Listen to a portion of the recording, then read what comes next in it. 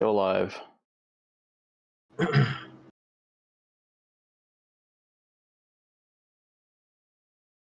Okay, welcome to another Cartridge Club Hangout. If anyone can actually hear this, this is a new test. I have no idea if this is functioning in any way, shape, or form, since we're using Discord group chats now, and I'm learning OBS for the first time, and my video keeps freezing, because all of this is madness. So, how's it going, Oaz? We'll see if this is functioning as we go. It's going. It's hot as heck down here, but yeah, I'm gonna have to open YouTube on a different device because this does not like me changing windows on it. Oh.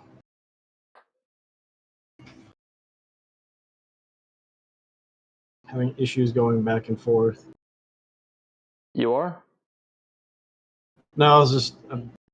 Is that what you're having issues with? Yeah, like I don't know if there's an equivalent on Windows of Spaces where you can basically have a second window that you swap over to, and if there is, I'm not familiar with it. yeah, like I have multiple. Other than alt tabbing and pulling stuff. Yeah, it's basically like just having multiple desktops. But if I try and do that, it does not like me doing that. Maybe I could just put it all in one window, but why does my video keep freezing? What the hell? I hate all of it. Reasons. Yeah. So did you have to create a scene for it to have the two windows showing up, or is it just doing that itself? On Discord here? For the live stream on YouTube. Yeah, I can just change that in Discord. I can show myself, or just you, or double click and have both. Ah, is that something in the settings? No, it's just, you literally just click on the videos. Like, you double click on whichever window you want to see. Like, I can click on you, and then once you're in the single video option, you can alternate on the right here. Yeah, I see. Or double click and show both.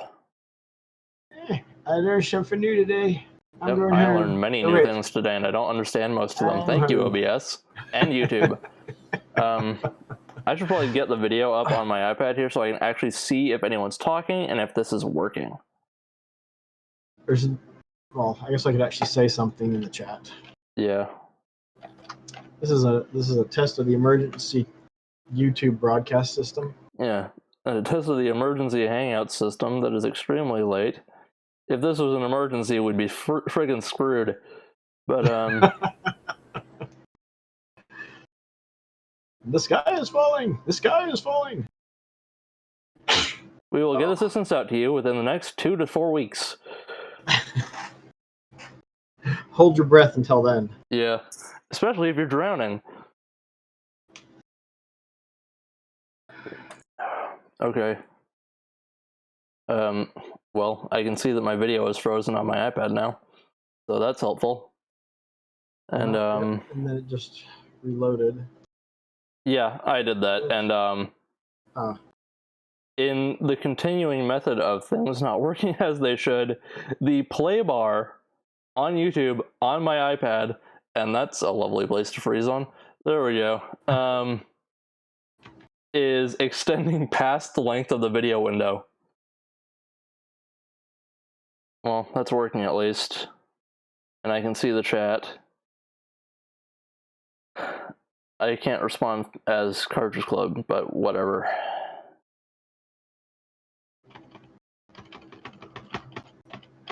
Alright. Now I can post in there. And this consistent freezing is going to be lovely.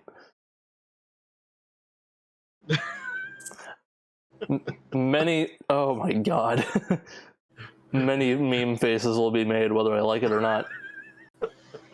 Anyway, technical difficulties aside, how's it going? It's going good. And yep, I'm frozen again. Yep. I'm just gonna turn that off. So you might just need to get whatever picture you want and Yeah, thumbnail. just I might as well put my arms up because then it'll freeze like that. Let's No. see. Yeah, no, it's not going. There it is. Anyway, I'm gonna keep toggling my videos so things work. And how's it going? Can you turn down the quality of your webcam? Can I do that? That is a very good question. Maybe that will help.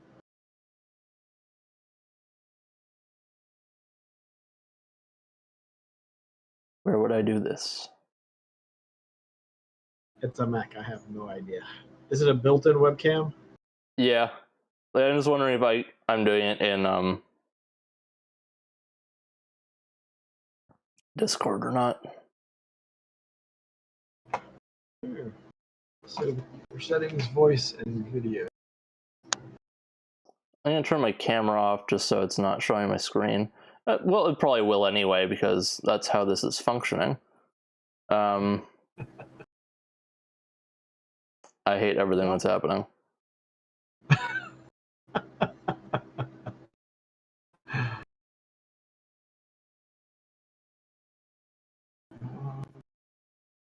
It doesn't. I mean, the video settings in Discord seems to be just you can change the source. Yeah.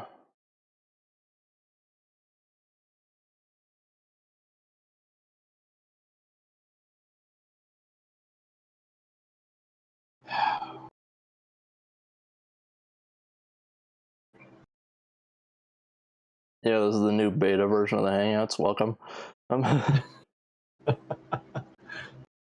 Everything is to be determined. Yep. Let me see if I can change it in OBS.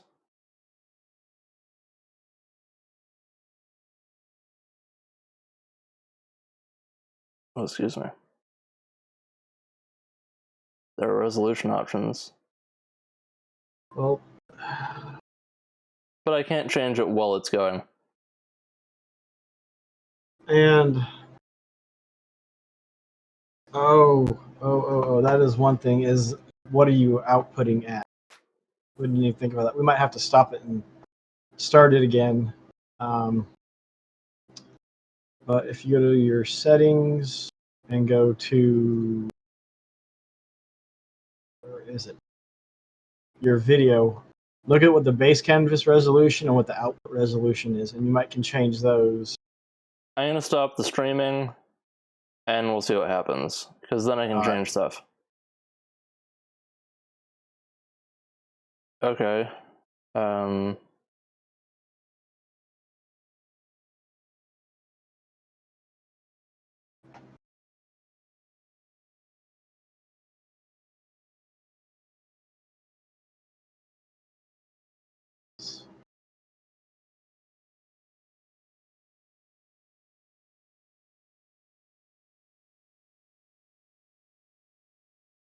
We may be live, we may not be. I do know. I wonder if it just did another one. It says it's live now.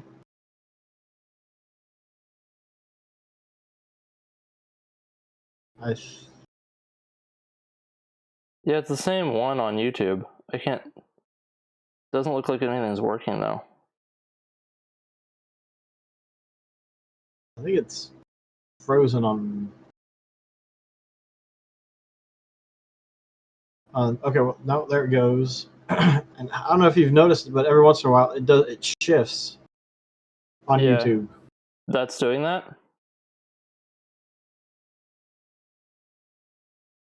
I know it's freezing up on both sides. Oh god.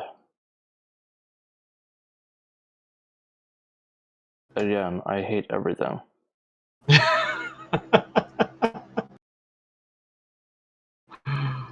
Yeah, like, okay, I can see it on YouTube now functioning, and I'm frozen again. So doing those video tweaks clearly didn't do anything. But it doesn't matter.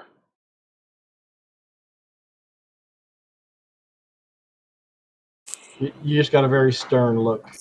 Yeah. I wonder why.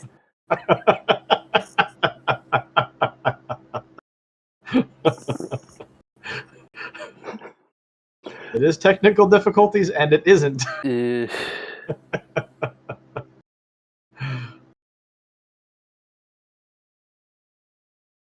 if anyone else is in the chat, please post and give literally any feedback of any kind.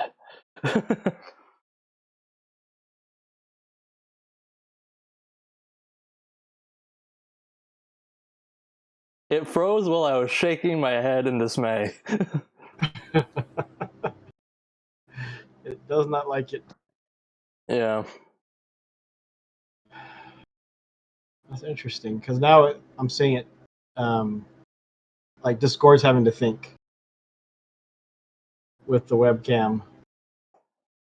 It may just be an old computer issue. Yeah. Because I'm just going to have my camera off. Who cares? Fitting that my image is an image of a villain named Boomerang with one of the Apple loading balls over his face. It's from a comic called Superior Foes of Spider-Man, which is really good.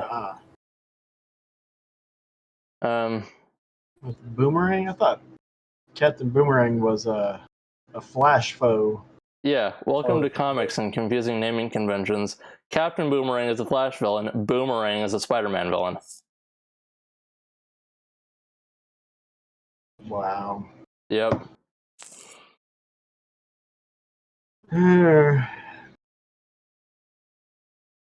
Well, I guess they like what they saw, so they somewhat took it. I don't know which one was first, but YouTube's telling me this isn't an optimal resolution, and they can bite me because I'm done changing settings.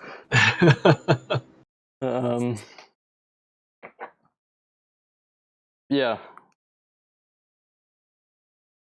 I've actually has it going like 5 times now, but let's move on to something other than technical difficulties.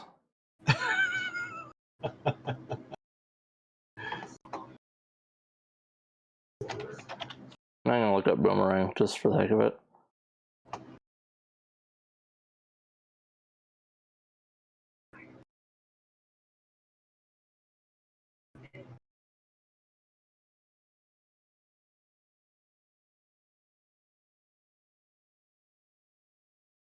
Comics.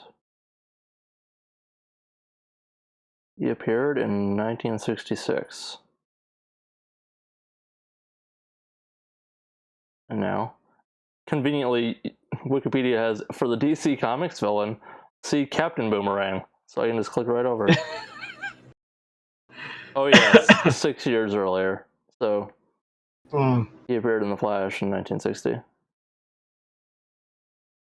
Whatever. Very much different characters, just same name or pretty similar name. Yep.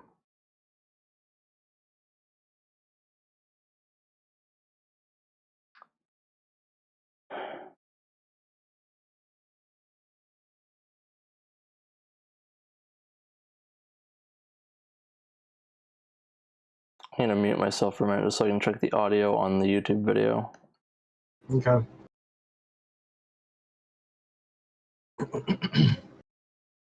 So I'm guessing I might need to keep talking and just saying things so audio levels can be checked. So we are testing things, talking to ourselves, trying not to look too crazy, but there it is. I mean, what can you do?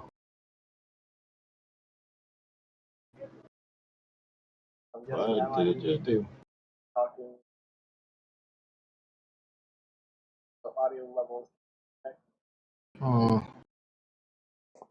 Yeah, sorry, that took a minute for the video to catch up on us, and it sounds fine, at least for me. Okay. Yeah, it's weird having just like my avatar icon on the right and you on the left, but I don't want to just like put you solely on there. Well, it's the me show. This isn't gonna take long. Yeah. Anyway, I have so many different screens. Well,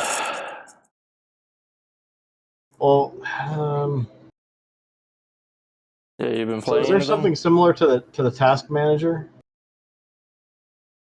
where you can look and see what the processes are doing and what's taking what? Yes, I can do that.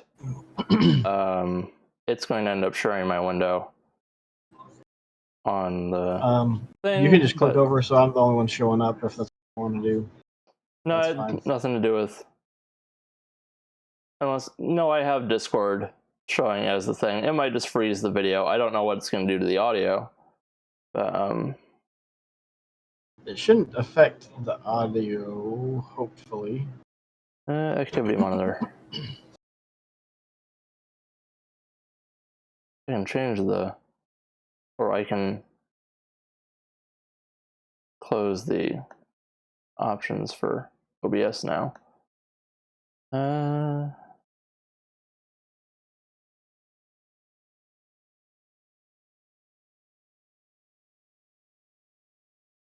There are so many sub activities. I don't know what any of these mean, but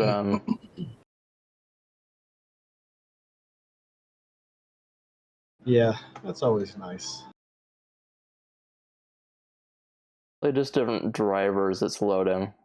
But in terms of just activities in general, there's nothing open that I don't already know of. It's taking There's more nothing than pulling more. a CPU. OBS is using 105% of my CPU. Well, that could explain It's a over little bit. 9,000. Ah. Yeah, and like 230 megabytes of RAM. I need a new computer desperately. But as long as this is working for now, that'll work for this week. Yeah, and if needed, you can share that key. I think I don't know if you can get a custom one, but like if someone else needs to host it, Yeah, well, not maybe. host, but do the stream of it. I don't know how Yeah, well that would work. if I had a dedicated co-host, that would work, but I don't. This computer is just maddening in general, so I need to replace it no matter what. Anyway, let's talk about something other than how this is going poorly. There's only like 35 minutes left in what a normal hangout would be. Well, you got to figure you got to spend a good. Okay, we're getting away from the testing. Never mind. Yeah. You been playing anything interesting?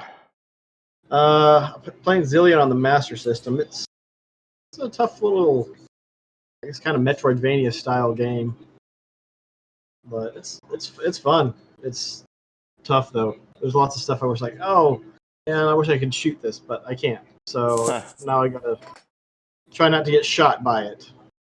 It makes it interesting. But yeah, that's the only I'm really playing steadily. Yeah. For me, it's mostly Warframe, as per usual. It's an easy thing to just turn on and play for a bit, or listen to a podcast while playing. Well, it's nice and it's fast paced when you're on the ground. Yeah. It's a very active game. But like once you're used to like the different game modes, you can just kind of fall into the pace of it. Yeah, I got the airframe, and did a couple of those missions. Arcwing? Yes, there we go. The Arcwing. So if I go back now, I won't have any idea how to What? fly. Oh yeah, the flight is control. weird in general. That Thankfully, might just thankfully and unthankfully, you don't have to do it much.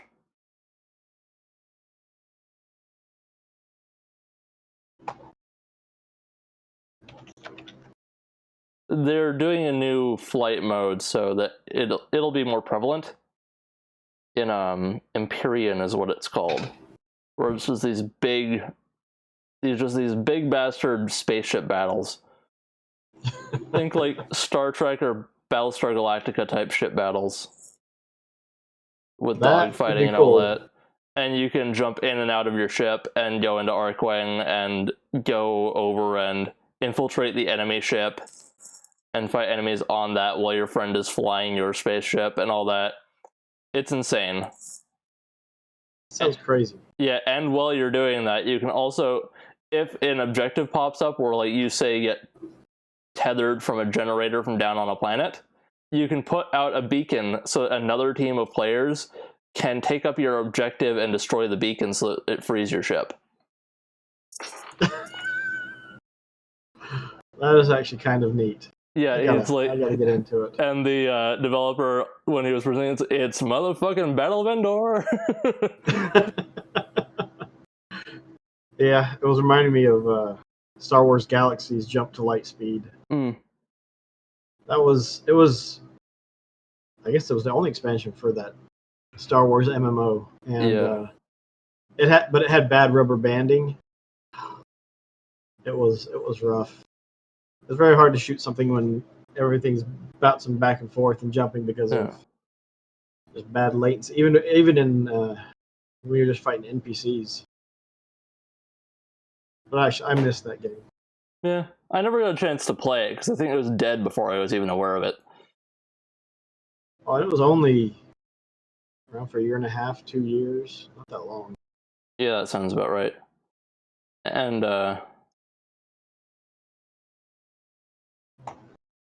the Old Republic, I never got to play that either because they said they were going to put out a Mac version, but then it didn't do super well, so they never put out a Mac version. And it never came to any console, so it's like, well, I'm not going to be able to play this ever. Isn't Knights of the Old Republic still going, though? What am I thinking? The MMO? It's still going. It's just like... Okay. It's a dedicated fan base that they're keeping it on for, I'm assuming.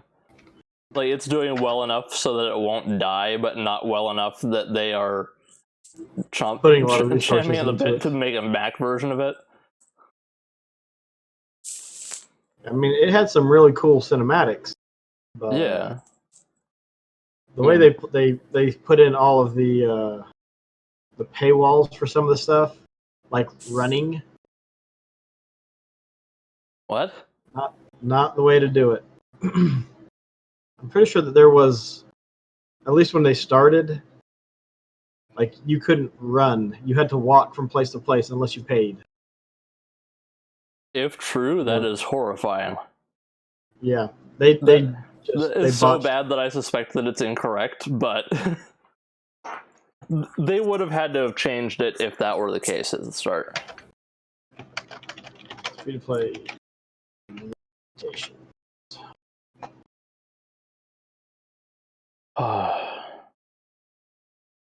Yeah. Back to Warframe for a second.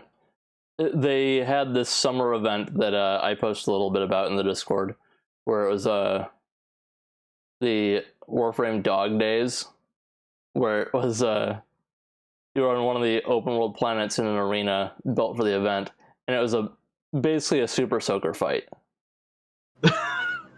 Like you're walking around with the little the pool floaties around your waist and a squirt gun, and there was even a button to pump the squirt gun. Oh my word. It's over now, so I apologize for that. But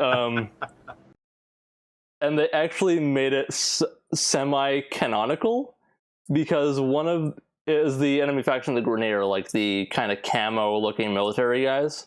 Yeah. And one of their commanders was talking about, I believe it was like a version of like culling the ranks battles that they do, where it's essentially a water gun fight but with acid because villains. But so the commander was talking about that, And then she just kind of stops and it seems like, is that a gas leak? And just she starts laughing. And it's like, screw it, water fight. So she sends all the enemies down to fight with water pistols. Oh my. I love Warframe just because they can do stuff like that on a whim. Or as much of a whim as you can with things that need to be developed in art and testing and all that. But I love that they do that. Just like they introduce a super soaker for a quick summer event. That is kind of cool though. Yeah, it was a bit grindy, but they give you really good stuff for it, like for playing through it. There was these pearls that you earned, and you could go to a shop down on one of the social areas and trade them in for either like mods to do different stuff on your weapons, or just fun stuff like you could trade it for a beach ball, like they call it like a rollerball floof, because they refer to anything stuffed as a floof in the game. Mm-hmm. And they're the roller enemies that are basically just these giant balls that attack you in some of the levels. So it was a beach ball version of that in various different colors. I'm sure there were other things that you could buy that I just can't remember. There was a beach color scheme that you could use for your Warframe. And but I bought one of the beach ball stuffies because of course I did. I wanted to have something to remember the event by. So I just got that and I put it on my ship and I can kick it around the ship. Because why not? Why not?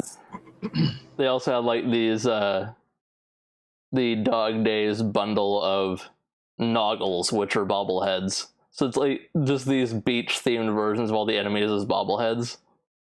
But that was like a real money purchase and I just didn't want to bother. Yeah. But it's still a fun thing. Like in a free to play game, you have to make money somehow, and doing something fun like that is like, I understand charging for that because you had to make the assets and all that and make it work. Like you got to make your money somehow, and a little thing that costs a couple bucks like that, who cares? Yeah, they gotta entice people somehow. Yeah, the awards for actually just playing through the event for free were good enough. Like you got 50,000 credits for each of the 4 tiers that you ended up finishing, and they each came with their own prize. What were they? There was a weapon skin, a bobblehead of one of the Warframes, Hydroid, the water-themed tentacle monster Warframe, and I can't remember what the third one was, but the fourth one was one of the reactor things that you use to double the capacity of mods you can add to your frame. So it was decent rewards.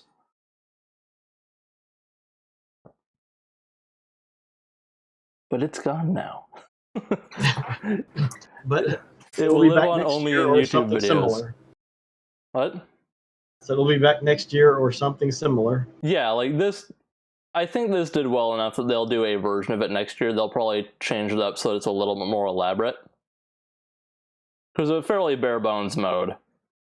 Yeah. It's a nice little novelty, but you don't want to play it for very long. I was like, what was the one on WoW? The Dark Moon Fair when it first started there wasn't that much to it, and then they made it an actual thing. Yeah, I'm not familiar with that, but I'm familiar with holiday events in video games. Yeah, I mean Star Trek Online's done the same thing. I mean, it's just holiday events. Although Star Trek Online, one thing they did was like you could grind the resource. You could do it basically once a day, and you only needed 1,000 of the item, and you got 40 out of every day. And so you could save up for next year and have 100 left over or something. So it didn't take quite as long the following year. And then they changed it so it was a year. Each reward was labeled as a specific year, and so you couldn't stock up for the next year. Yeah, which was really irritating. I can understand why they would do something like that, though. Well, yeah, because they you could buy the currency, and so they didn't want people stocking up and not have to buy it. Yeah. Well, it wasn't too much after that. I was like, I'm kind of done. Yeah. I played it pretty heavily for a couple of years.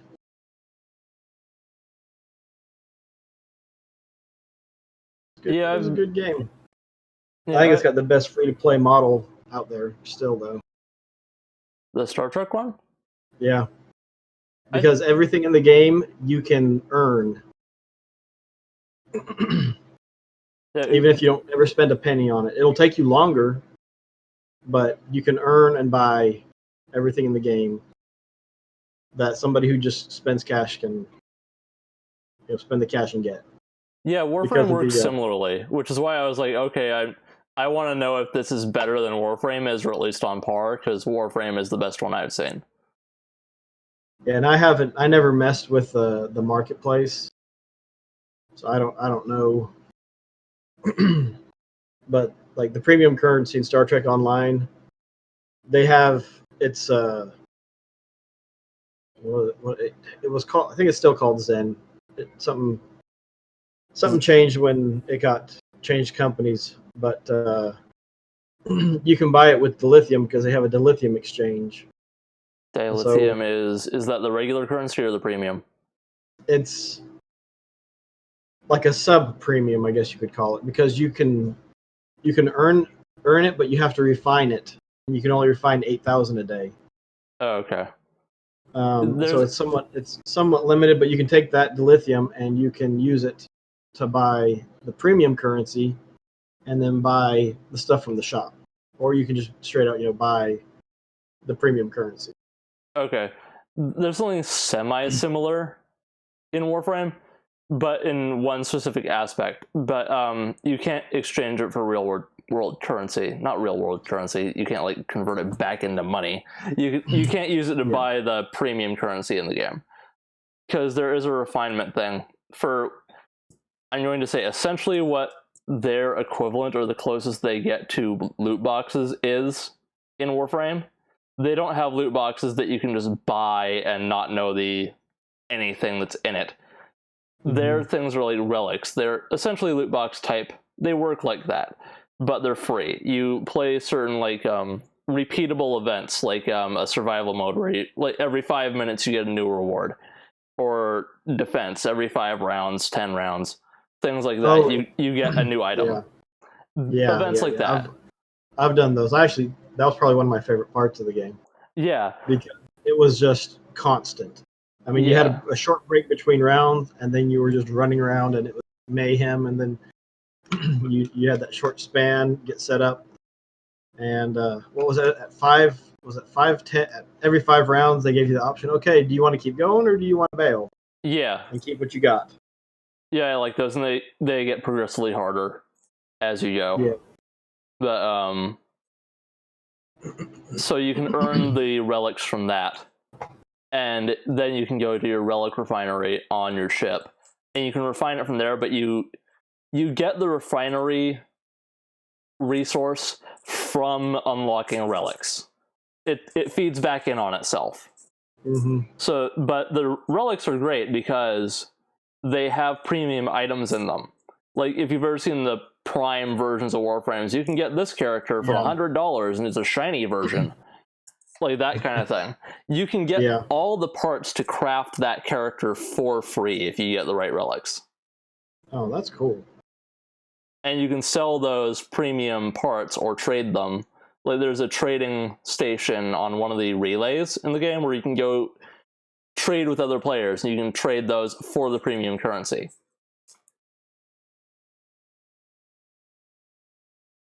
So it takes a long time, and it's kind of obtuse, but there is an option to get everything for free. You're gonna have to put in a chunk of time. Yeah, relics are a thing that I haven't dived into that much, and I know I should, because they're the greatest payout in terms of premium items that you can get. Mm-hmm. But it's interesting. Everything that can be done for free, they do in that game, which is interesting, because they even like joke or shake their heads at themselves on the dev streams, like, we're kind of shooting ourselves in the foot, but we don't want to screw people. It's like how much do we want to incentivize not paying? Yeah. I mean, that's the thing. You put in basically a time wall where, okay, the average person's going to have to grind this one thing for a certain amount of time to get it, or you can spend whatever, pick it up right. Yeah, like not everything in Warframe is perfect, obviously. It's like the clan dojos. I have no idea how those work, and there's no real tutorial to explain it. But they take a ton of resources to build out all these labs, and you can get specific items from there. So every time I run into an item I want that requires building a lab in your dojo, I'm like, okay, I'm going to wait until you throw me a coupon on my daily drop, and then I'm just going to use premium currency on it because I don't want to deal with that crap. But that's the way to do it. If you can wait and be patient, you get it for the price you want. Yeah. The thing is, the dojos are intended for like a group of friends to collaborate and get all the resources together cumulatively, not for you by yourself to get everything. I want it all. A small process. Yeah, like doing that by yourself takes forever. So I just don't do it. Yeah, there's you have a fleet base and some other fleet holdings in Star Trek Online. And so yeah, you could do all that stuff by yourself. It would take a long time.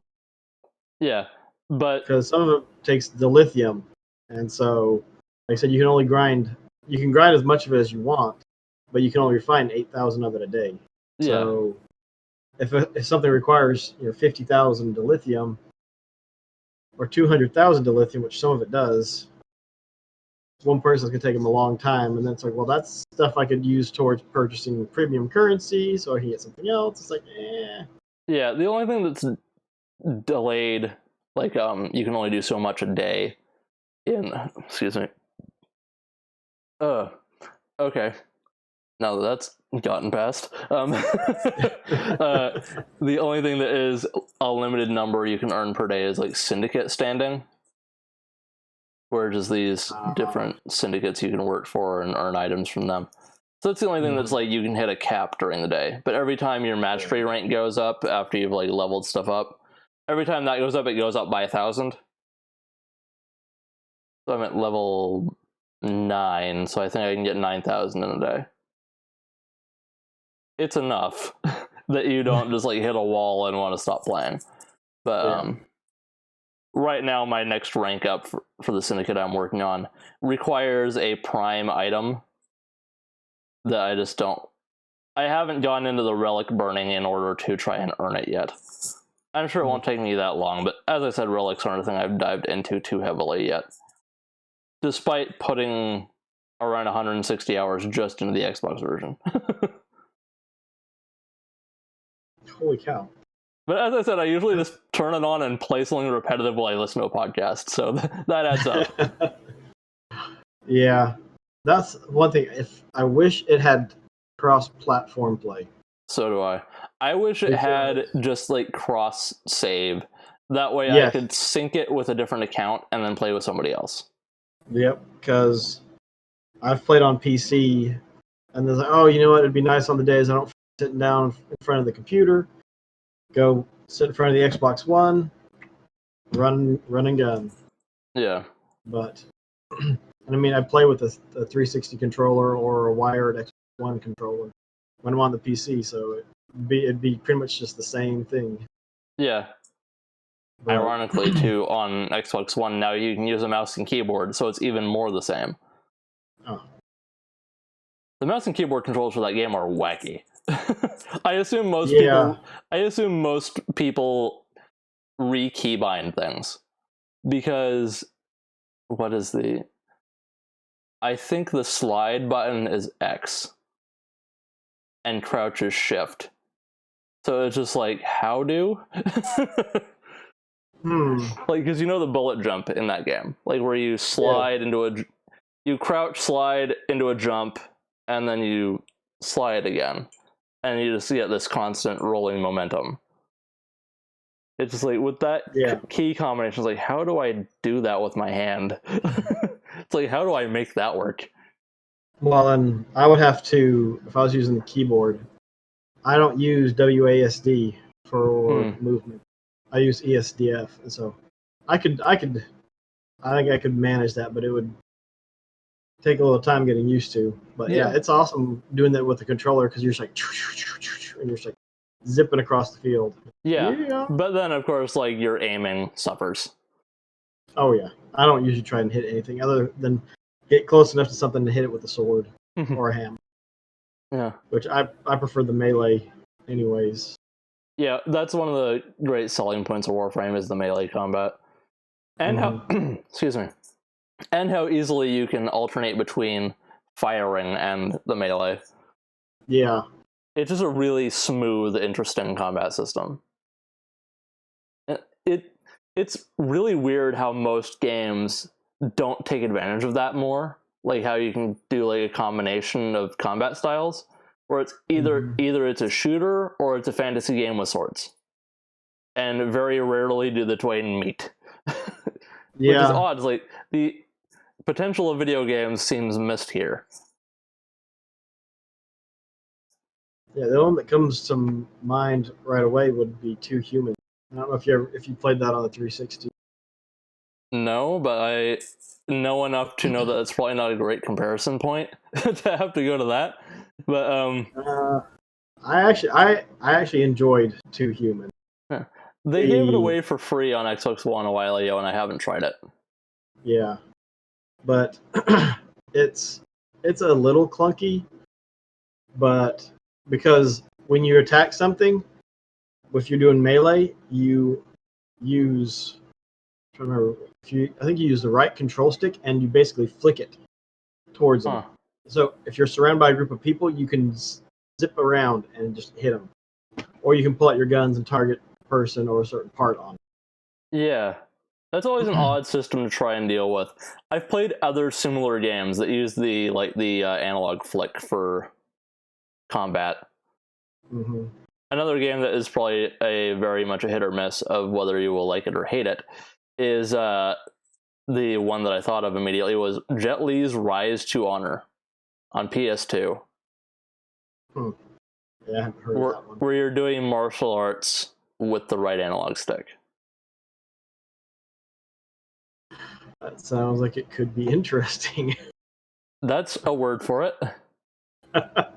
It's a decent game, at least when I played it. I liked it enough to finish it. But, oh my god. Like, getting used to that system, I had to literally change my mindset on how I went into combat. I had to basically go Zen mode. It's like, I need to play this defensively. I can't just run in to fight this guy and just flail. I have to have my defense in check. I have to be mindful. Like, it basically gets you into a martial artist mindset where it's like, you have to balance offense and defense. And you can't just be aggressive or you're going to get the shit kicked out of you. But the final boss fight in that game was like a scene from The Matrix on fast forward. It was like you're flailing so quickly. Look that game up. It's interesting enough to go back to. I don't know if it's worth finishing, but it's interesting to play.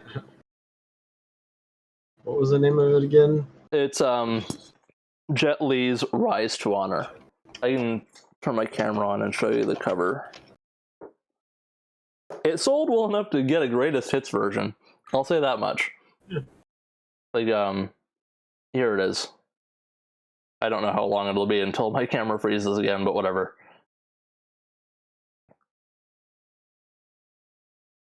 There is also gun combat in this game.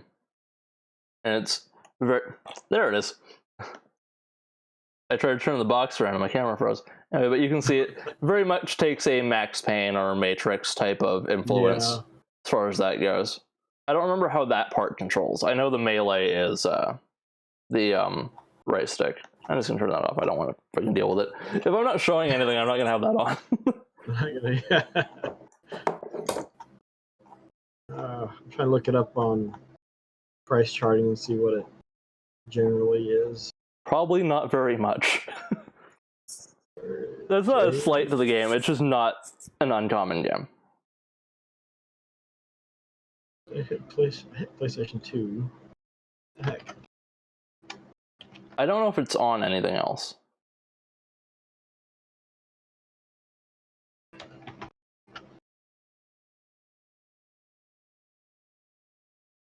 And it didn't find it.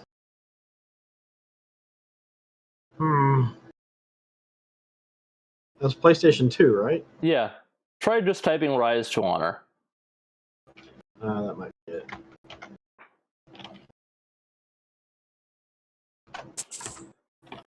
It's kind of like a Peter Jackson's King Kong situation.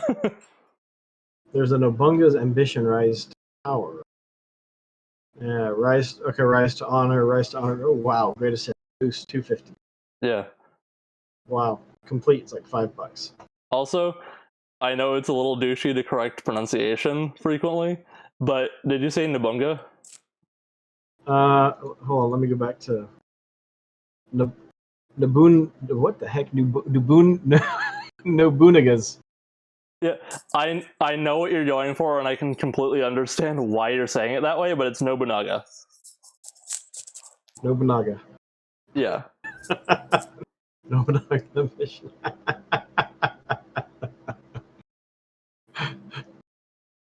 Nobunagas. I can totally understand how you'd arrive at that. I don't hear Nobunga very often, but it twinges my brain. Nobunaga. Ooga Booga's Revenge. Ooga Booga. I love it. With how it's spelt in English, I can completely get it. But that was a real person. I wonder if the afterlife is a thing. If they just roll, if he just rolls in his grave every time someone that speaks English tries to say his name.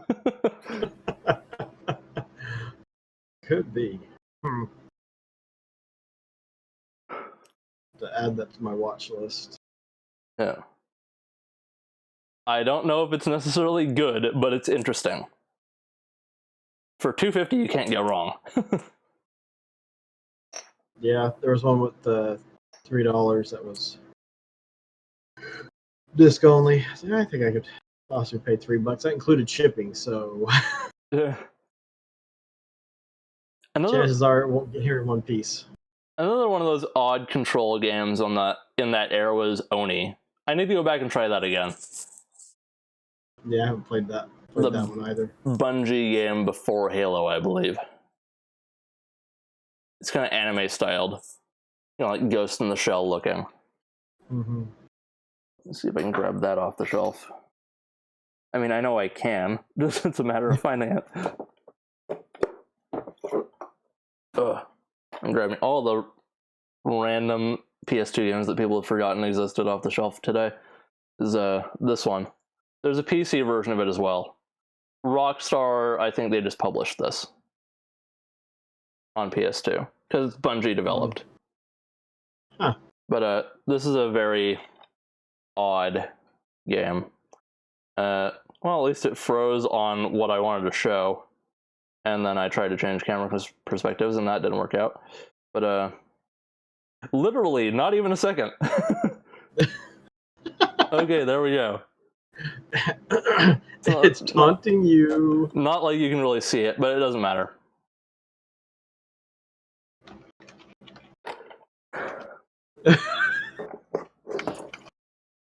Maddening. I was about to say, just in time. Yeah.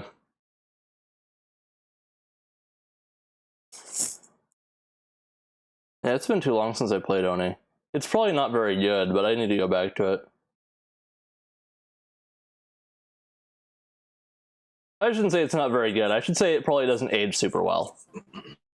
Yeah, there's plenty of those.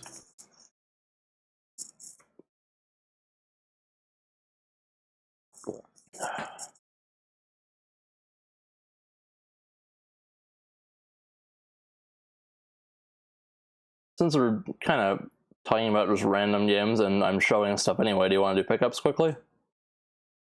Sure, I got a couple things. Nothing. I'll get my weirdness out of the way first, so that I don't have to deal with the camera anymore while you do yours. But okay, and go. I got from last week. I got the Battle Angel Alita, or Alita Battle Angel. I will never get that straight. Blu-ray, 4K. Enjoyed it, and yeah.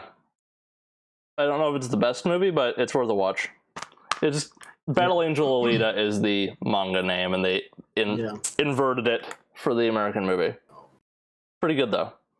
And oh god, I have to one of these days reach up for this bastard because slightly large transformer. Oh, you got Jetfire. Yep. And just for size scale with a Blu-ray box, damn you camera. Again, not even a second. So I'll just do size comparison with my other pickup, Judgment. Holy cow! Yeah, guy Almost is a twice as little big. large.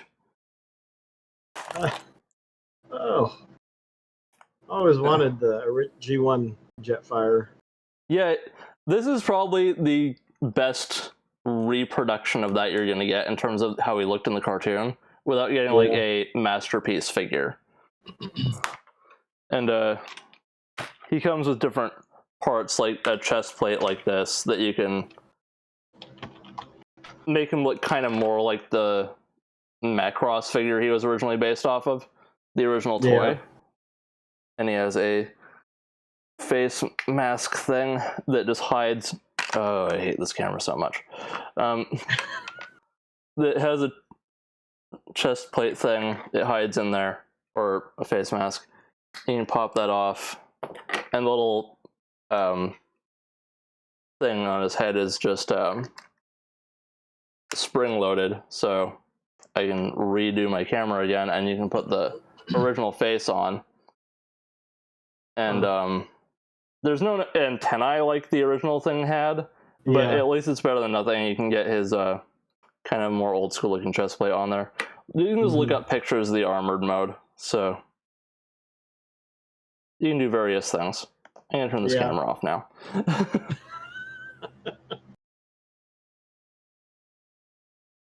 All right, I didn't get much. God, it's kind of hard to get the mask off though. Waiting for some stuff to come in from eBay, but I got a couple pop figures. One in particular I was really excited to get until I opened the box, because this is how it came. Ugh. Amazon? Yeah, you can see. Yep. I ordered separately. I ordered this and 5 quarts of oil, and they shipped it together with nothing protecting it. And so it was getting crushed the whole way. I mean, it's just tore from here down to the bottom. But they're supposed to be sending a replacement one. But I mean, come on, it's Jim Henson and Kermit. Yeah. They killed Kermit. I think the worst, like in terms of just sheer incompetence, Amazon shipment I've had in recent years is when I ordered my Xbox One X. They shipped it in a box twice the size of the Xbox box. And no padding? None of any kind. It came unscathed, but it was absurd to me. I opened that, I'm like, are you kidding? Yeah. Not even an airbag? No cardboard? Just nothing. It's floating in open space. Yeah. Sometimes I'm just like, what do they think these guys are going to do? Or, how does somebody think that was a good idea to put something so expensive? Yeah. And it's like, I mean, they can't. I guess they make enough money that if it had gotten messed up, they'd be, oh yeah, we'll just send you another one, send it back. Honestly, it's probably just overworked package people. Well, that is probably true too. But the next one is I picked up Appa. Nice. From Avatar. Avatar. That's the only one I really cared to get. I can see why. because they had to do something other than just put different features on the face. Yeah. The whole thing is, most of them face forward. Well, because Yeah. Up is a little bit long, he's facing to the side, which okay, but not a huge fan of that. No, if you're wanting to to, display it in the box, that doesn't look great. yeah, so you have to. It's pretty much just gonna be you have to display it off at the side a little bit. Yeah. So it throws off the the geometry of the whole thing. Mm-hmm. But it's not the end of the world.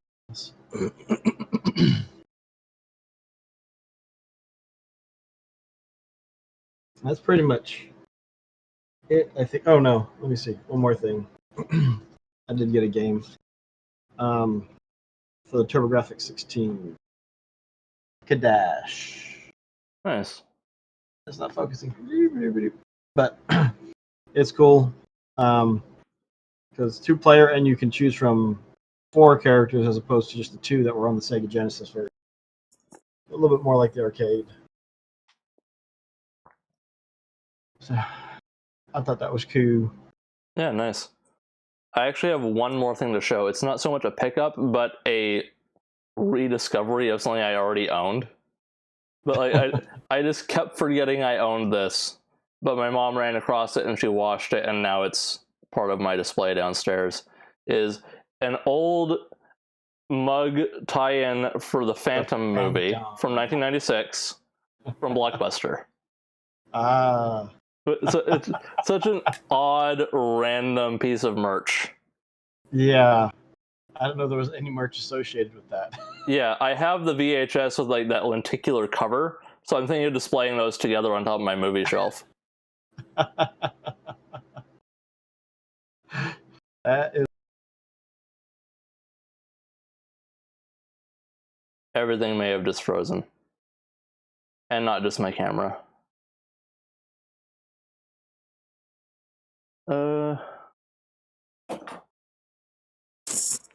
More technical difficulties than usual.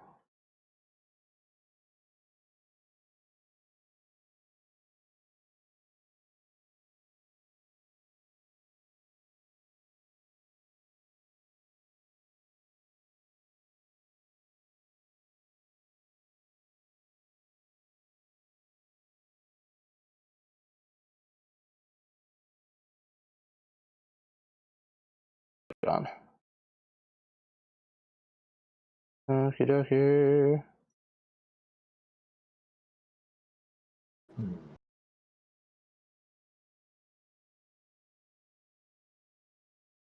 Are we out of being re-technical difficulty?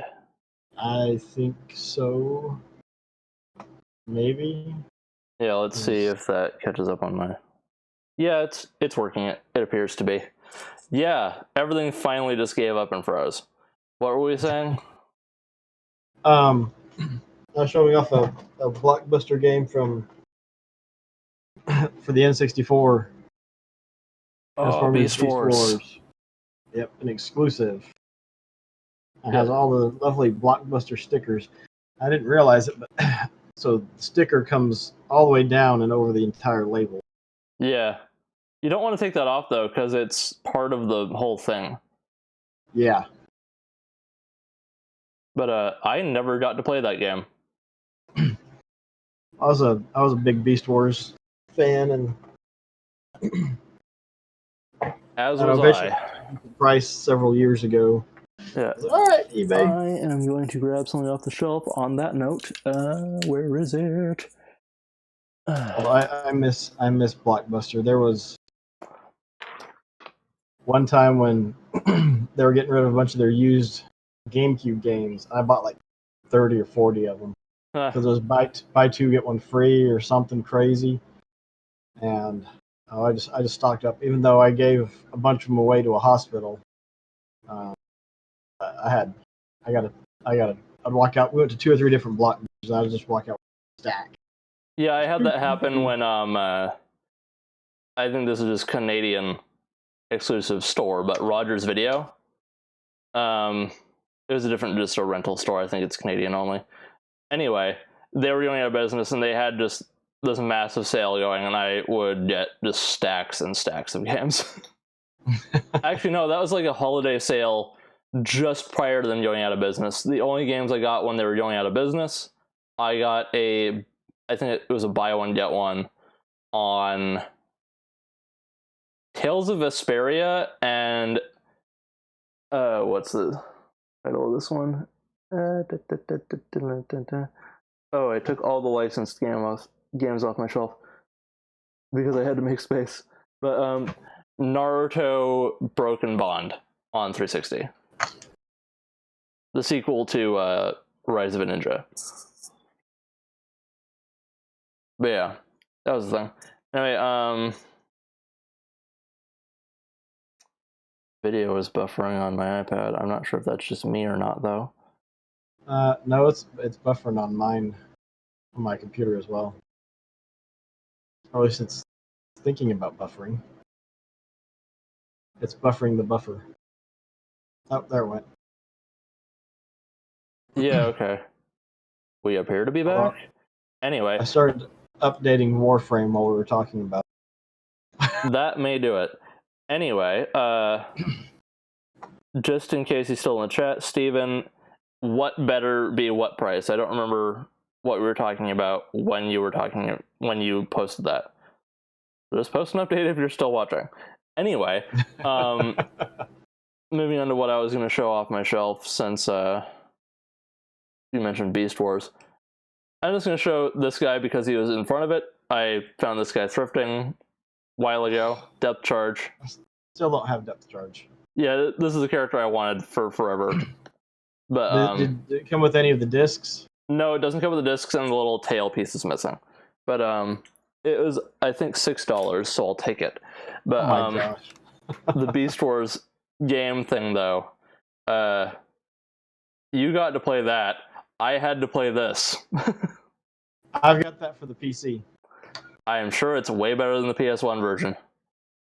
It is very rough. Yeah. It might be more playable now. I don't know. I showed the cover. I can turn my camera off. It doesn't matter. But the regular Beast Wars on PS1. Oh, that's a rough game. Yeah. So Transmetals might be a generic fighter, but it's probably better than that.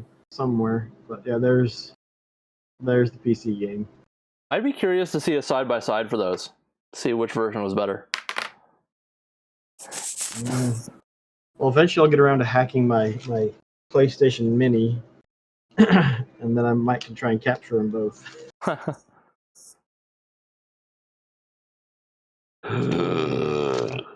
gotta get back and play some of this stuff. Well, that was the test of if mute works, because I just let out a huge burp. Anyway. It works. I meant for the stream, because who knows at this point. Yeah. A lot of those licensed PS1 games were pretty rough. Yeah, well, they had like movie tie-in games. Oftentimes they've got that. You got to hit this window, and yeah. So it's get it to a point. Okay, now do what you can to make it playable. Yeah, like that's how you get it shiny. To keep it on Transformers briefly. The Cybertron games by High Moon Studios. High Moon. Yeah, those were nice. Those were very good, but they also made the Dark of the Moon tie-in game, and you can tell how much faster they had to make that one. Yep, they were under the gun on that one. Yeah, and funny enough, with movie tie-ins and that kind of thing, I can also tie it back to Warframe and Star Trek simultaneously, because the game that Digital Extremes made before going on to Warframe was the Star Trek 2009 movie game. I'm not sure I've played that. You've probably seen meme videos of it. But like the movie tie-in reboot, J.J. Abrams one. It was very, very much not good. But but that was kind of, I think that was kind of one of the final straws with them, where it's like, we gotta stop doing this, because it was like the assisted development on those kinds of things, because that's one of those ones where it's like, you finish the game and then you're immediately fired. Yep. It goes from all the money but not enough, and then none. Mm-hmm. But I probably mentioned it before, but if you want to see like the history of them and then developing Warframe, there's a new no-clip documentary 2-parter on there. It's about an hour-long total, I think. It's really good. Is it on YouTube? Yeah. I have to look it up. Yeah, but anyway. I've enjoyed the time I've spent with Warframe. I just got to a point where I needed to... There's some stuff I wanted to craft, and I needed to farm the materials, but I couldn't. I was like 2 planets away from what I needed to. I was like, I just don't feel like trying to burn through all of these missions. Yeah. I can just get so that. I can get the items. The grind really has to grab you, or it's just not happening. Yeah. Well, and I had a lot of fun for... Actually, let me look up Steam. I'm trying to figure out how long I've played. Burnout can be a real thing in those kinds of games. Oh, yeah. Like, I take breaks from Warframe occasionally where it's just like, I just don't care anymore, I need to take a week off. Because it can feel like work if you're just trying to grind out gear. Oh, yeah. I swear I'll shut up about Warframe in a minute, but just in terms of the galaxy map, I finally just said screw it and buckled down and went through the entire galaxy map up until all but one planet in the course of a week. I got to Sedna. Eris is the only planet I have left to unlock. But I don't even remember how far I got. I didn't get far. If you're having troubles finding resources, then probably not very far. But according to Steam, I played 56 hours. Yeah, that's nothing in that game. But yeah. I just need to pick it back up and play it a bit. If you want to start it on Xbox, I'll play it with you. I would do the PC version, but there's just no way to get that working on Mac. So I'll play it on friggin' anything. It's just I literally can't play it on there. Yeah. If I end up replacing this laptop with a PC, at least until I can figure out what I need as far as Macs go, then I might do that. Yeah. Just because of the cost imperative for PCs. Oh, I might just get a PC laptop for cheap for streaming and stuff like that. Mm-hmm. Just for like this. Ugh. Caught the mute button in time for that sneeze. Excellent. Anyway, yeah. I don't know what I really need out of a computer in total, so that's the only thing holding me back.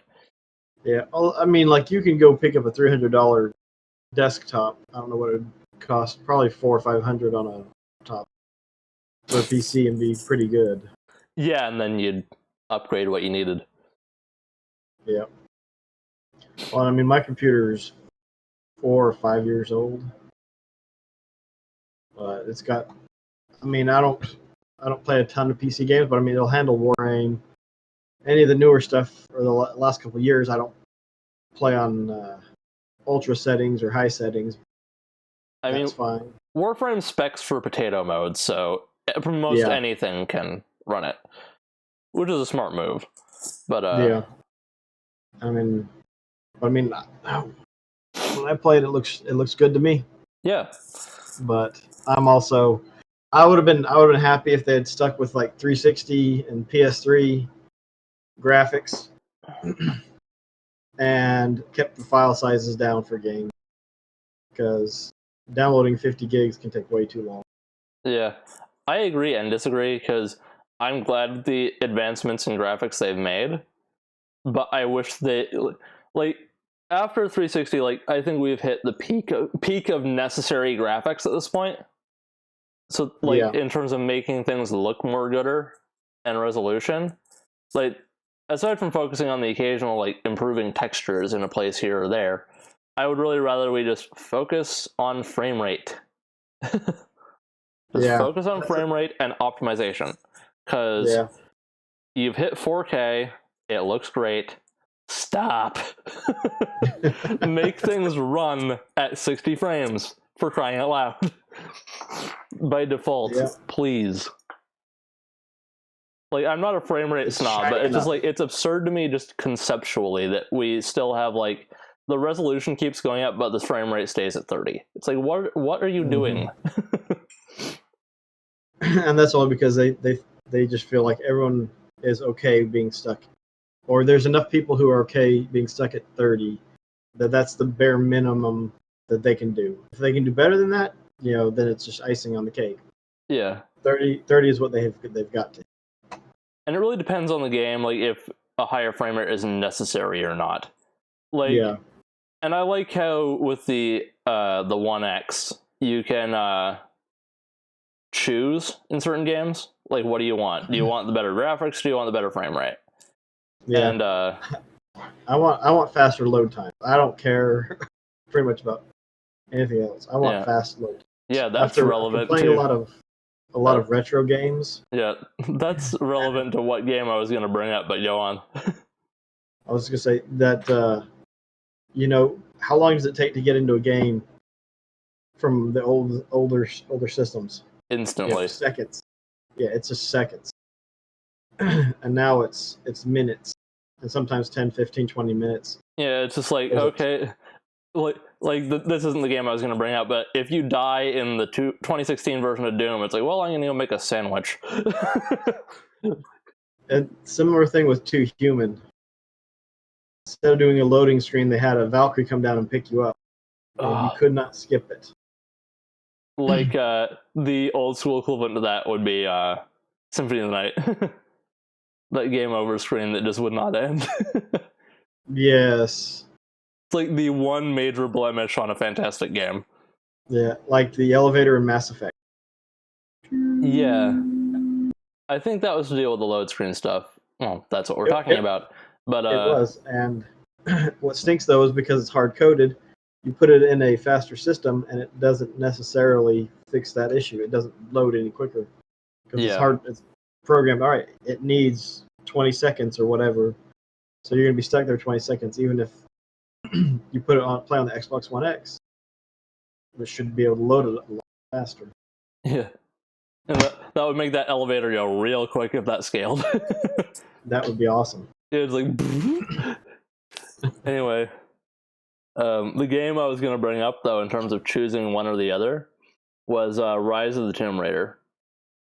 Because, regardless of what you choose, the initial load to get into the game takes forever. It's just like multiple minutes of just sitting on a black screen waiting for the game to load in. But with that kind of game, it just didn't really seem all that twitch, so I went with the prettier graphics, and I was fine with the frame rate being 30. Like, for a racing game, I'd be like, sure, if I just want to take in the scenery, I'll put it to the higher graphics, but if I'm going to go into a race, I'm going to put it 60. Yeah.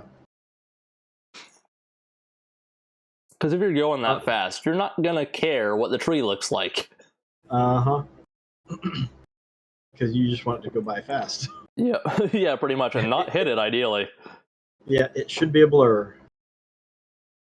I don't know. I want another real Burnout Paradise. Not Burnout Paradise, but Burnout. Yeah. Relevant, because I was actually playing Burnout Paradise last night. The 360 version, because I wanted to know if I was sold on it enough to buy the remaster on the sale. I was not, but I did buy Revenge. And I have nothing against Paradise from what little I played of it. It's just kind of one of those... It was one of the early ones through the Open City format, right? Yeah. Like, and that's fantastic. It plays really well. I like it. But the thing about that is many games have done that better now, but there is not a analog that has gone past what Revenge accomplished in terms of arcade, like, track racing. Well, and with Burnout Paradise, I didn't do a lot of the individual races. I hated the idea that, okay, you've got to go and you got to drive to this point, and then I don't remember the button combination that you were supposed to get to. The triggers, both triggers. Okay. So you have to hit both triggers, and then you go to the race. And if you lose, they may have patched it later, I don't forget. But you had to drive back at the beginning. Yeah, you do. And the Okay, thing with that is they so don't put the indicators on your map ahead of time. yeah. They do when you find it, but it's still like there's a large trek and there's no fast travel on this. Mm-hmm. And I had fun just driving around and crashing stuff. Oh yeah, and there was a lot of crashing. Oh yeah. And it was just like that. I was good with that. Yeah, it is super easy to wreck in that game, I found out. Mm-hmm. But yeah, if you want like an open racer like that, you're much better off with something like Forza Horizon 4 at this point. Does it have the arcade, like an arcade controls though, where it's not realistic? You can do that. Yeah, like Horizon is the arcade version of Forza. It's not as bug nuts insane as Burnout. Like you don't like have the super boost. Yeah. But like it's a really fun arcade racer. Okay, because I can't do realistic racing. Yeah, I agree. I got really into Gran Turismo 2 as a kid, but then I learned better. It's like, oh, this is more fun. When I got Burnout Revenge and stuff like that. But yeah, like just for that open city environment thing, like you can get Game Pass and play Forza Horizon 4 and you're golden. Or just buy the game, but like, Game Pass is a good there's a couple of them on just a Game good Pass. deal. But in terms of just that old school Burnout arcade, load up a race and go down a track, do the traffic attack thing where you just decimate all the cars. Mm-hmm. That mode has to be cathartic for a lot of people. But Yeah. like, And that's what. like get out of rush hour traffic, come home and turn that on. Yeah. Was it Burnout 2 on the GameCube was the first one that I played. Yeah, Burnout 2. And I mean, that was something like we would have friends over and we would just take turns. All right, who can get the highest score on this track?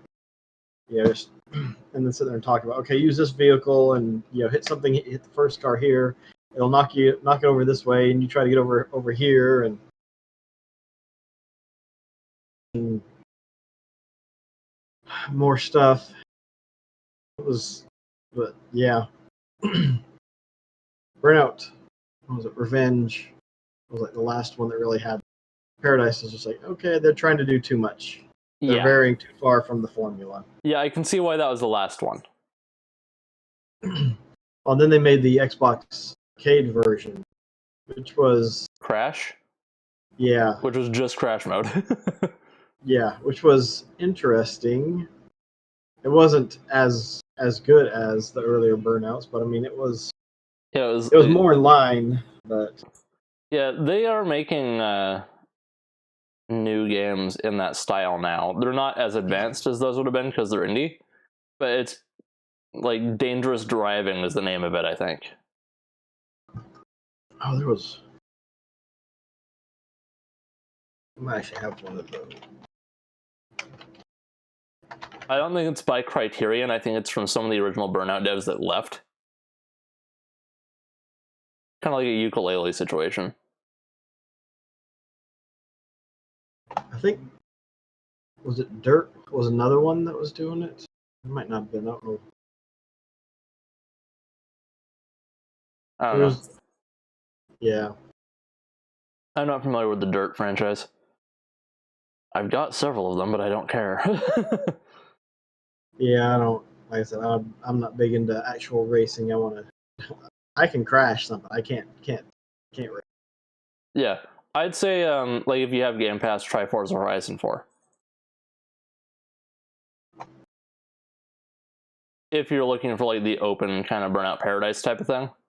But if you're looking for that arcade simplicity and absurdity, just stick with Revenge, because you're not gonna find anything that's gonna top that. I don't think. Probably just stick with Revenge then. Got somewhere. I think I have it digitally.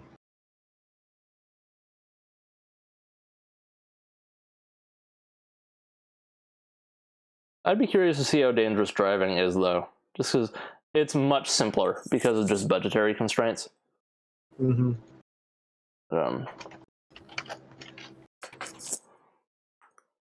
They have 2 of them out now, I think.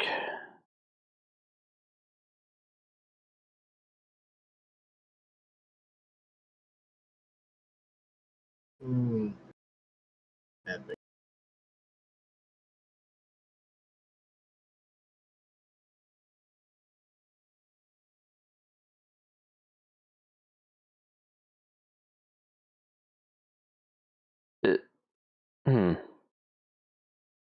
It may actually just be the one. Free Fields Entertainment is the developer.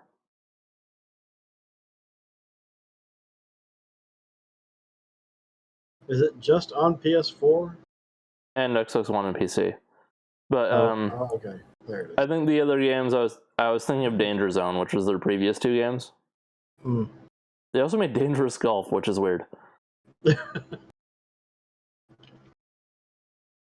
But Dangerous Driving is the newest one. I'm not super familiar with the differences between all those 3.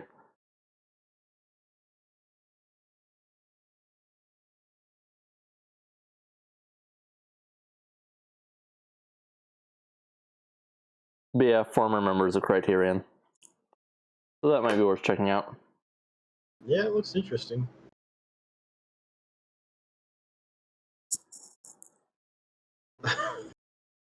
It looks like it plays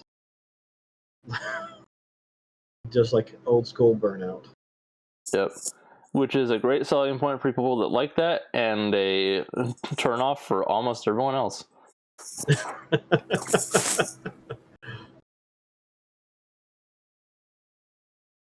There's like 5 people that were like really excited that came out. Yeah, I don't play a ton of new stuff, so. And I don't play a ton of racing games, so that just kind of evens right on out. Yeah, Xbox One. Microsoft Store.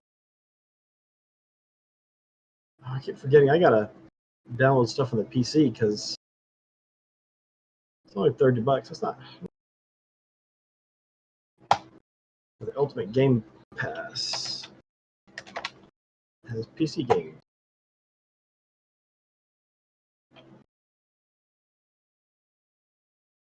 I'm trying to do too much at one time. Console companion. That's what we want.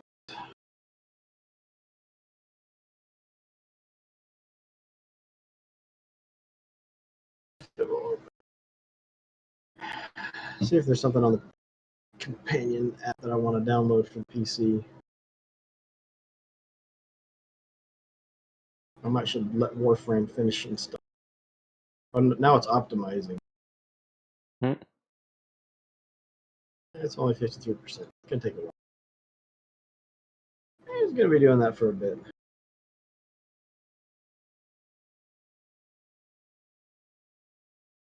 So, you playing any of the games for this month? Chrono Trigger and. I'm contemplating Chrono Trigger because I don't have it on Super Nintendo or DS, and those are kind of like more than I want to spend to try that out. But it's on mobile and it's only like $13. So this is kind of like one of those things like, am I going to enjoy it if I play it on the phone? But the question beyond that is, am I going to enjoy it at all? Because I am not a Final Fantasy person. Because it's just the length of time it takes.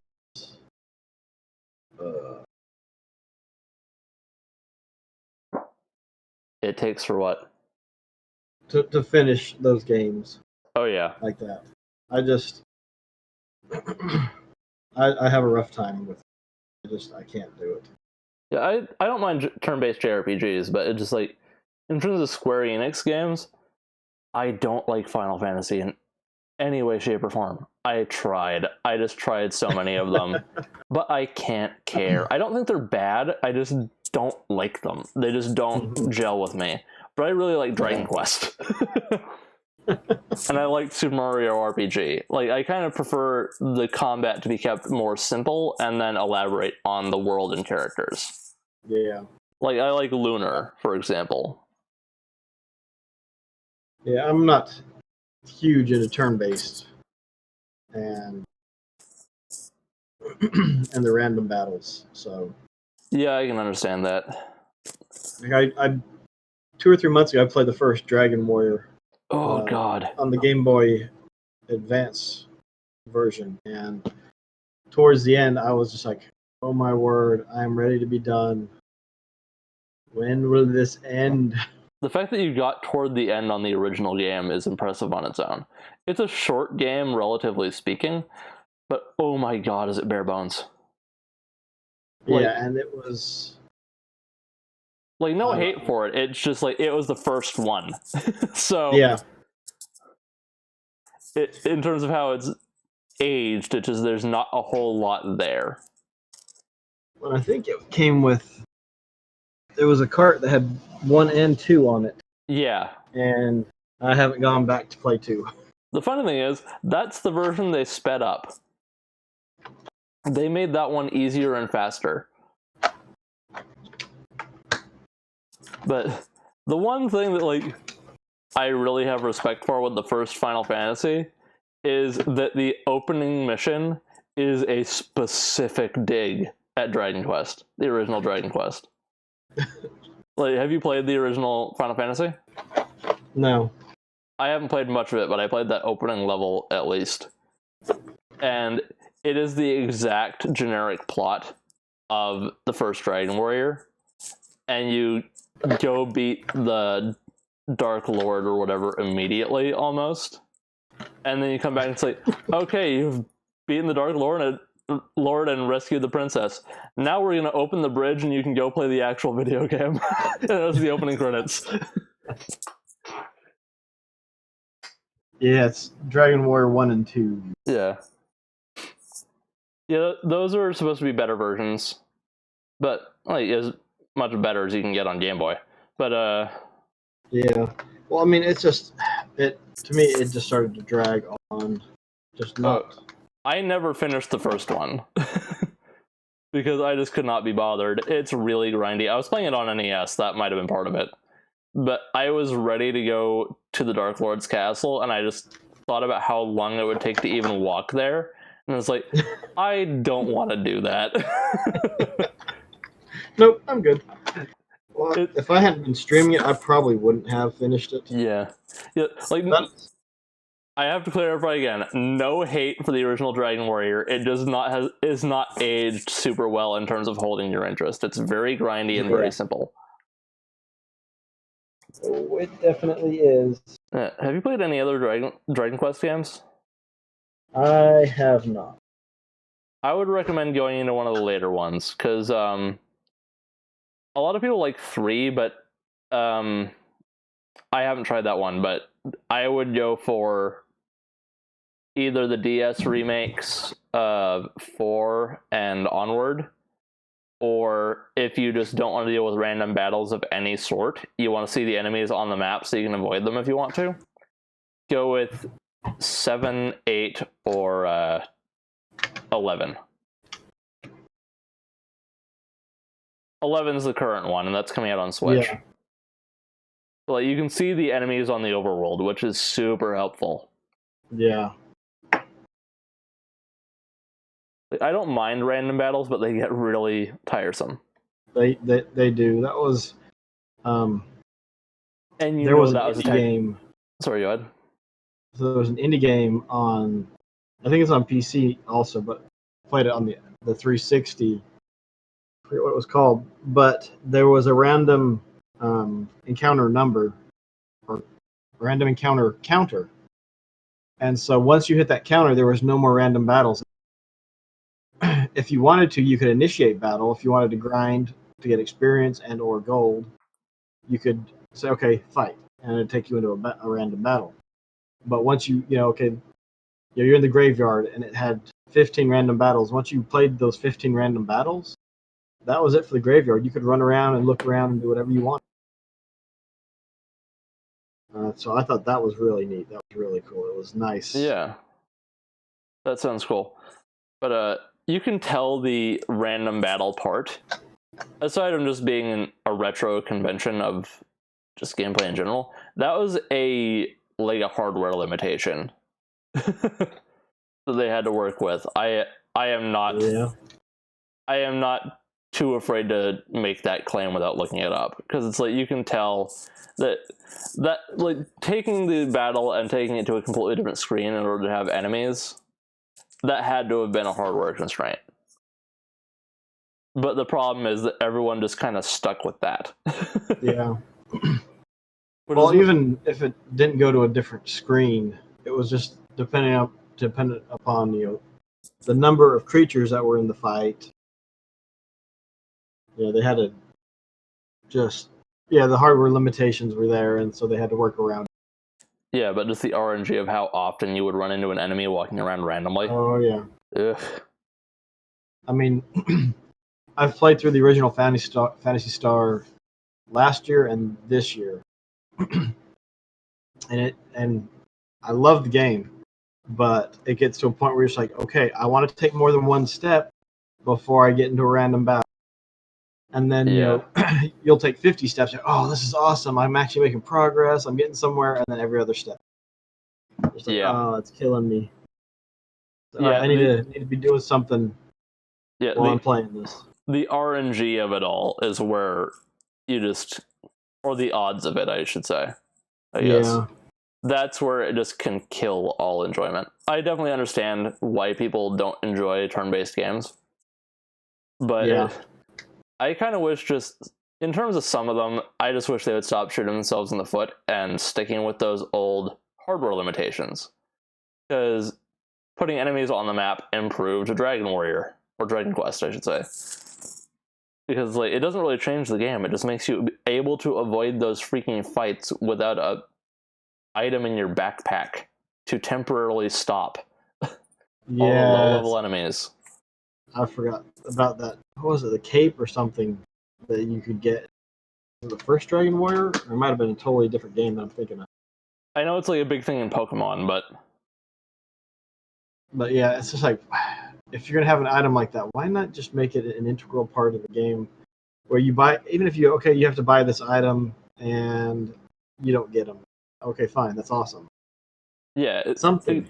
Again, hardware conventions, but sticking with those limitations up until now, that's the issue with turn-based games, in my opinion. Of just one of the things that's a barrier to entry, because that's antiquated and it's annoying. It's very annoying. But I don't have a ton of time, so RPGs are pretty much on the table for the most part. There's some that I like them. If I like it enough, I will play through it and get it done. Sometimes it's just just by force of will. I'm like, I am going to beat this game. I don't care what it takes. How many episodes of Stargate or whatever I've got to watch while I'm through it. I'm going to beat it. And then you're like, okay, I'm done. Never again.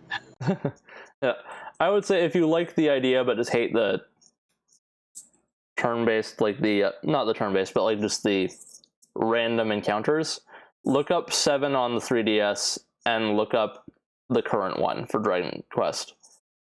7? Yeah. 8 might be a little much. It might just be a little over long. Mm-hmm. They're all really long, but I just mean in terms of pacing. That's a common complaint. That was a previous Cartridge Club game, so you can go back and listen to the podcast on it if you wanted to. But that's just a common complaint I've heard, where it's just everything takes so long. But then again, they were playing the original version of it, not the 3DS version that made the enemies visible on the map. Either way, you're probably just better off playing the newest one. It's a little easy, but it's fun. I need to get a Switch. Hmm. I'm waiting for a really good bundle. I don't think, for me, there has not been a really good bundle. That's just like, That's on PS4 as well. I don't have a PS4. Well, damn. It's I've on got an PC as Xbox well, One. I think. Oh, well, let me look at Steam. The thing is, though, the Switch one is going to have way more stuff in it, which is annoying. Yeah. Well, and I want to get a Switch. It's just I'm waiting for the right one. And now that they've got all these different iterations that are coming out, well, not all of them, but there's a new one now that has a better battery.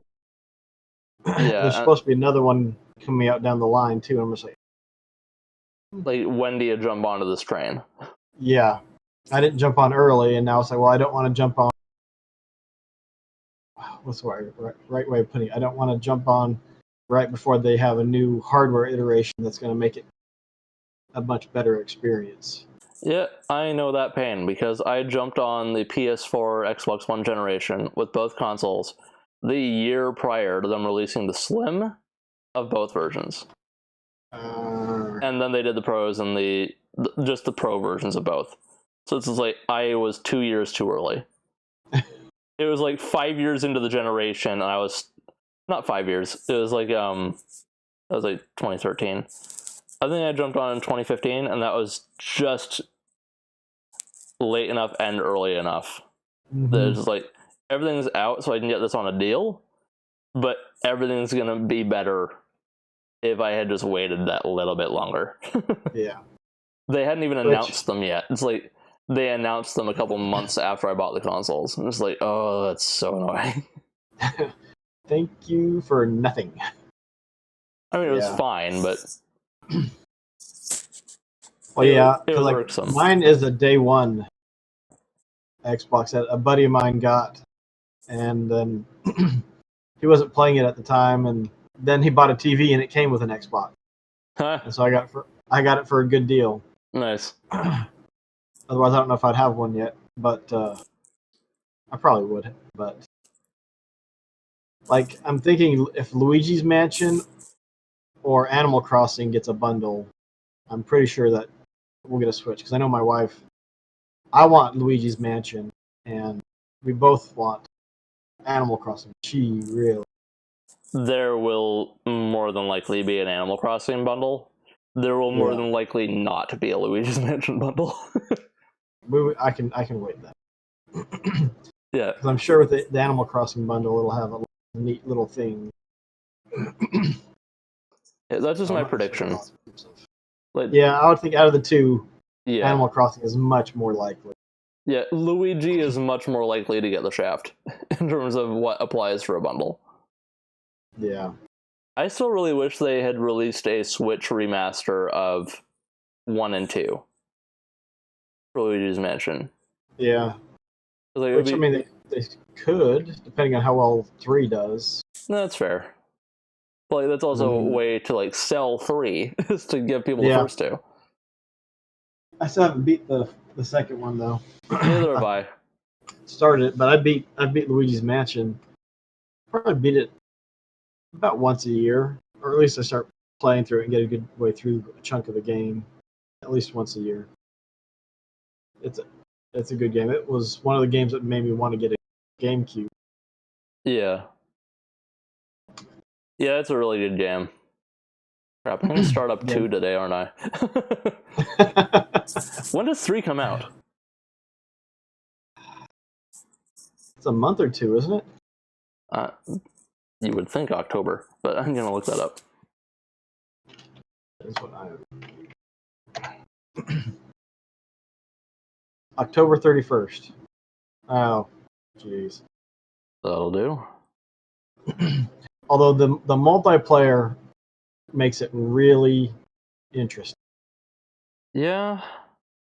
Or from what I've seen, it looks like it could be really interesting.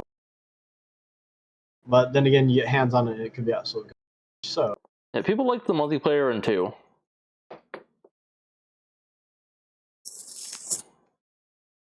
I've had really bad luck with getting into multiplayer with people on Switch, though.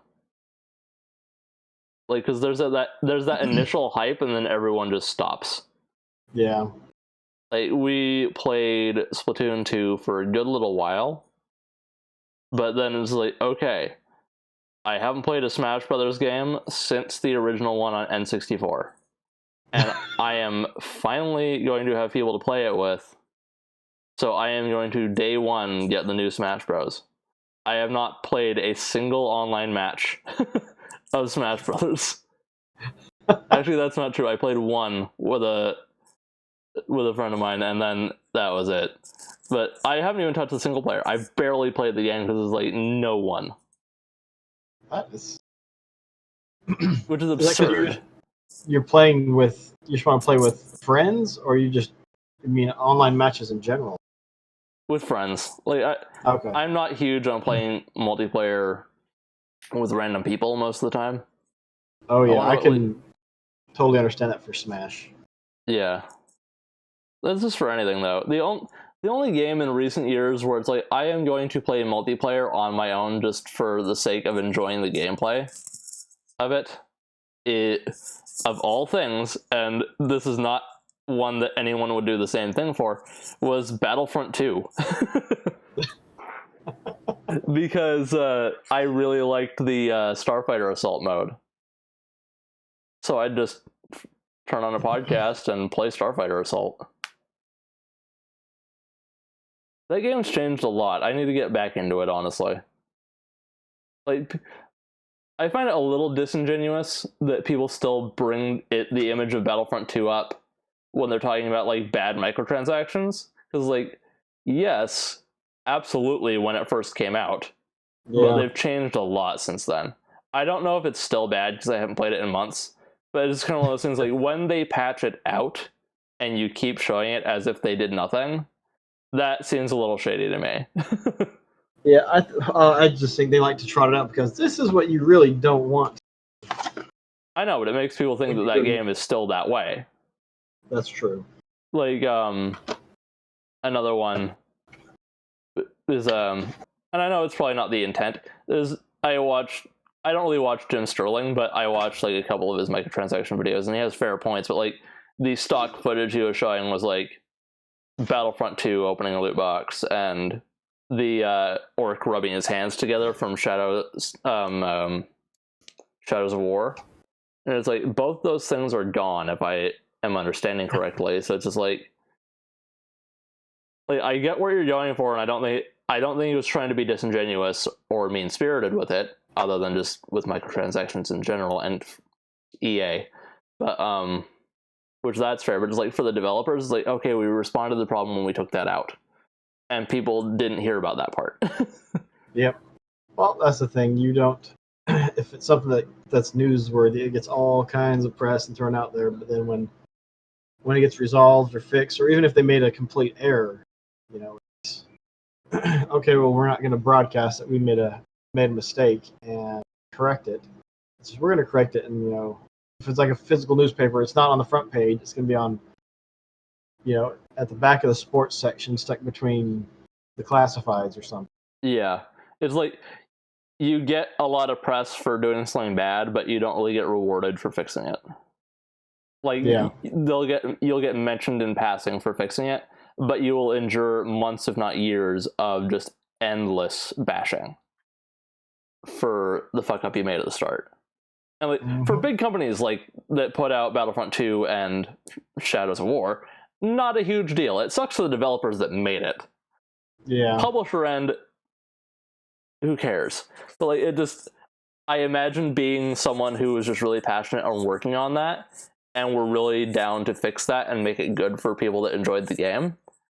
And then it's just like, oh great, we fixed it. Like, let the praise reign in, or like let people like just be happy about it, and then just silence. That must be crushing. Like, I listened to an interview with one of the guys that wrote the story, I think, for Battlefront 2 before that game came out.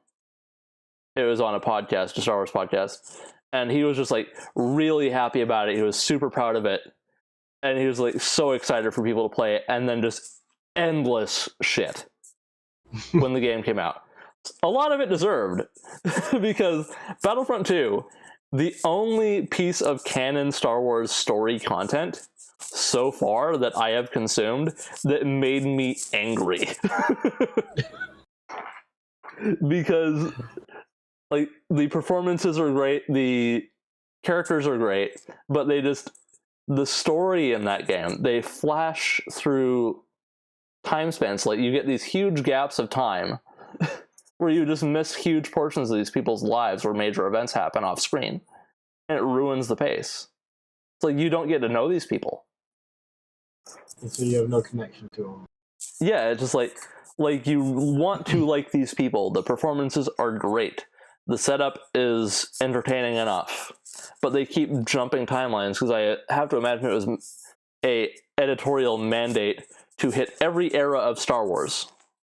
And it's like, okay, well, we have to do that with the same cast, so we kind of have to skip character development. And the end of the story was DLC that came later, so it's like, what the fuck? they completely screwed them over. The kicker is they released a tie-in novel, Battlefront 2 Inferno Squad, which is fantastic. And it's those characters just kind of like forming that Inferno Squad group, and all they're like getting up to the events of the game. And you get to know these characters really well, and they're super interesting. That's really well written. I loved that book. And then I go into this game, and it's like, who the hell are these people? You get nothing on them, huh? Yeah, well, you get a little bit, but you get to a certain point in the story where the main character, what's her name?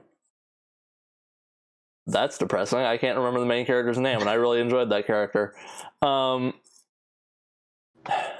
Anyway, you get to a certain point with her character in the game where she makes a decision, and it's like you can tell exactly why from the publisher end, like where they want the story to go, why they would make that character make that decision. But if you read the book beforehand, you're like, why the hell is she doing that?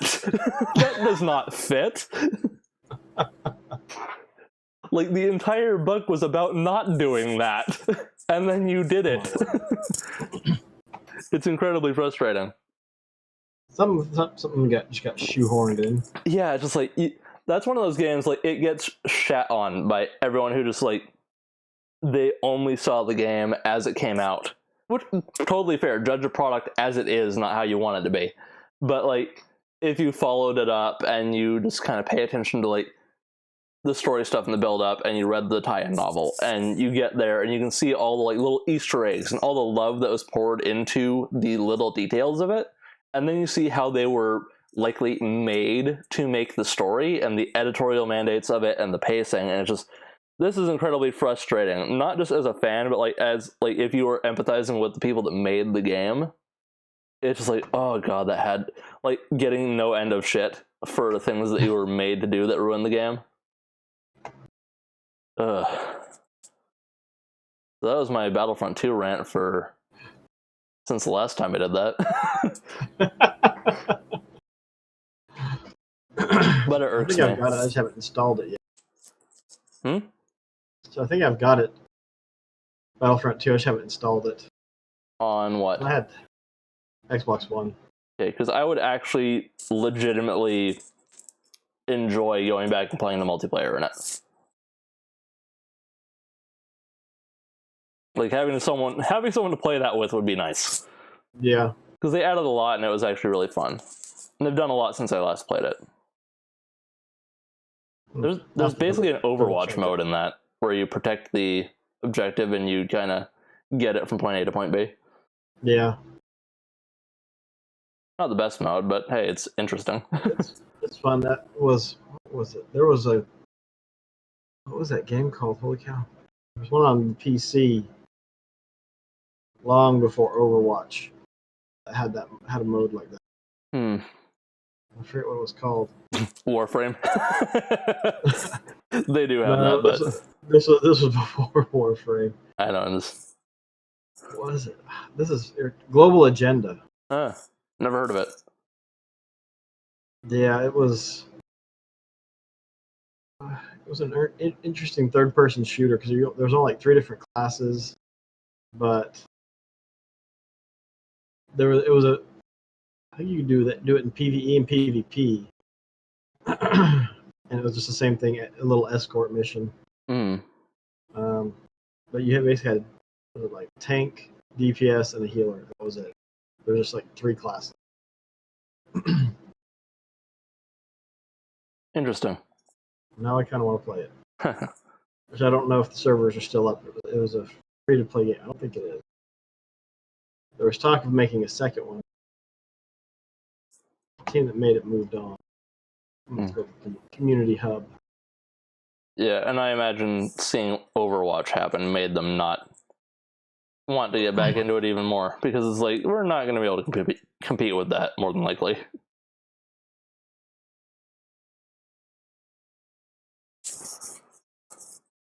I don't know if that's right. It says December 5th, 2013. The game is no more.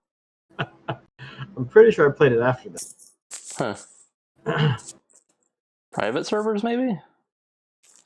Or maybe the game has, like, just dedicated servers, like, on the user end.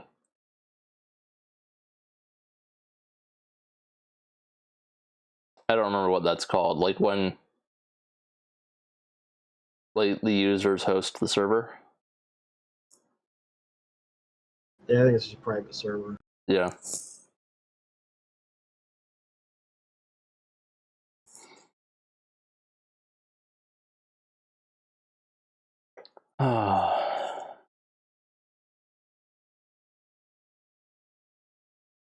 Who made it? Because they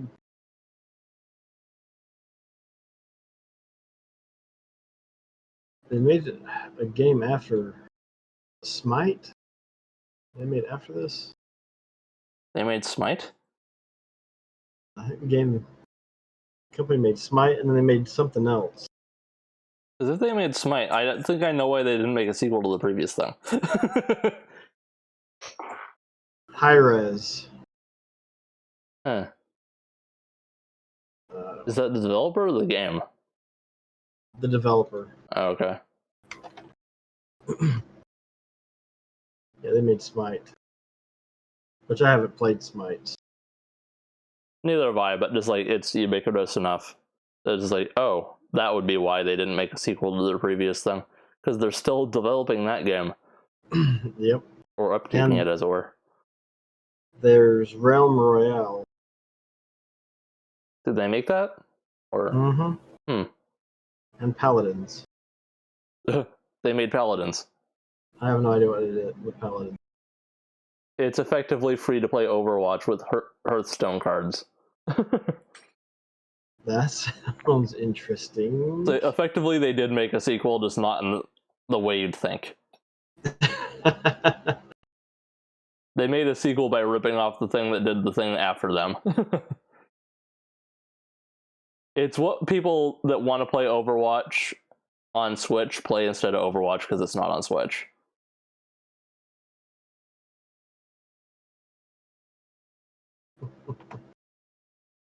Like, no hate to the game at all. It's just like, it is a free-to-play version of Overwatch. You will either be into it or you will not. Yeah, I've got Overwatch, and I've not. I've played it because my nephews and brother, actually no, pretty much my nephews loved it. So, all right, well, I can jump in and play a game every now Yeah.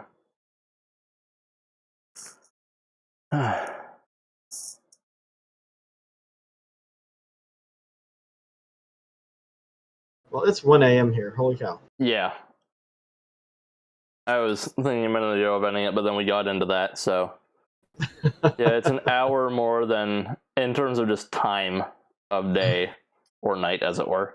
I'm saying as it were a lot, which means I probably need to stop this regardless of anything. Nevertheless, it's time to call it. Yeah, that's how you know it's sleepy.